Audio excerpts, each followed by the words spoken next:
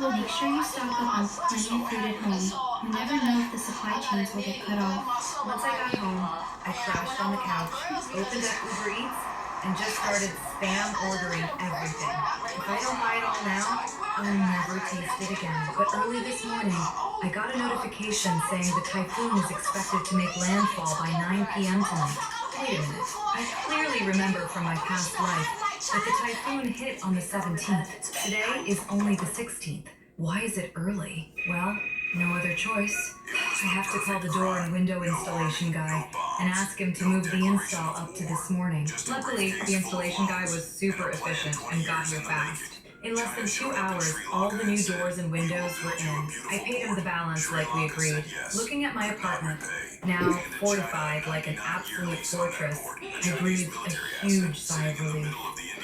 After that, I grabbed my keys, headed straight downstairs, and went to the university library, mainly looking for medical books. I can keep studying after the disaster hits. After all, once the apocalypse starts, if you get sick, going to a hospital is basically impossible. After hustling for a bit, I got a call from the rental car company. They said because the typhoon is coming early, they're closing up, and I needed to return the truck as soon as possible. Right now, the typhoon is already howling outside, wind whipping everything around. Disasters don't just happen instantly, they actually give us a buffer period, but unfortunately, most people never catch on. By the time I returned the truck, it was already 4 p.m. The owner checked it over, found no issues, and refunded my $2,000 deposit. Back at the apartment, I pulled out my phone and tablet and started frantically downloading everything. Movies, music, recipes, offline maps, disaster first aid guides, you name it. Right then, my shopping app suddenly popped up with a delivery notification.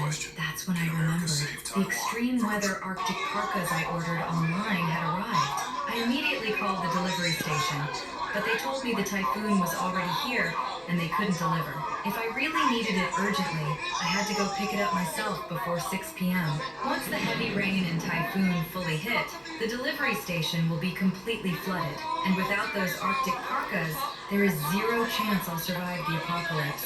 No one was taking rideshare requests, so I had to grit my teeth, rush downstairs, grab a shared bike, and pedal like a maniac toward the delivery station. The wind outside was already insane. The trees by the road were whipping back and forth like crazy. But thankfully, I made it to the station in one piece. No time to rest. I rolled up my sleeves and started frantically digging through the packages. Good thing the box was huge. After digging for like 10 minutes, I finally found it. But by then, the typhoon outside had gotten even stronger.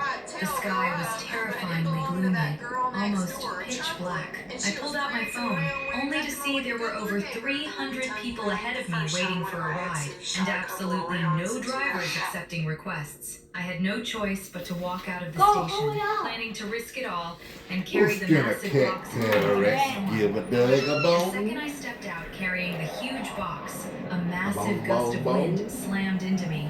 Hey, Dad! Off my feet. Luckily, a guy loading cargo nearby quickly